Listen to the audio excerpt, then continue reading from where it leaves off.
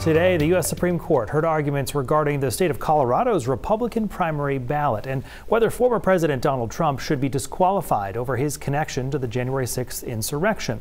That's a ruling that every state in the nation, including Maine, may now have to wait weeks for. News Center Maine's Caroline LaCour breaks down. She joins us now to break down what we heard in that hearing today. Hi, Caroline. Hi, Brian. Yeah, right now, Maine Secretary of State Shanna Bellows is ruling to disqualify former President Donald Trump from Maine's primary ballots is on hold until the U.S. Supreme Court hands down a decision on a case involving Colorado's ballots. Justices heard arguments on the Colorado case today, and we're getting some insight into how they might rule and what that could eventually mean for Maine voters.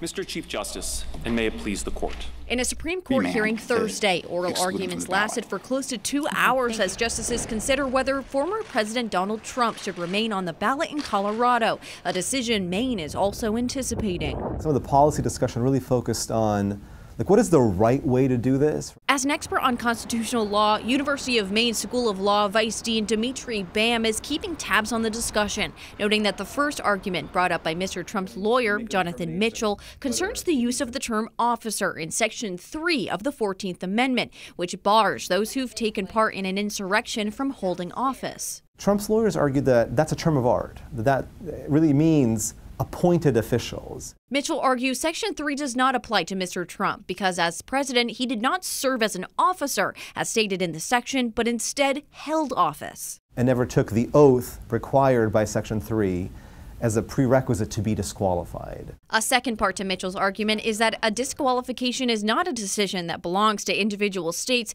but would instead require an act of Congress. That I think some of the other grounds, like does Congress have to be involved? Is presidency in office? I think those are easier grounds for the court to decide this case on. Colorado lawyer Jason Murray is leading the argument against the Trump team, saying they're misinterpreting the language in the Constitution and how it should be applied to a former president. Section 3 uses deliberately broad language to cover all positions of federal power requiring an oath to the Constitution. We await a U.S. Supreme Court decision and really hope it will be timely and clear. With Secretary of State Shanna Bellows' decision about ballots in Maine on hold until a decision in the Colorado case, Bam says he expects whichever ruling to be broad enough to also apply for Maine's approaching primary election. As Secretary of State, I will follow the law and the Constitution in accordance with whatever guidance provided by the U.S. Supreme Court.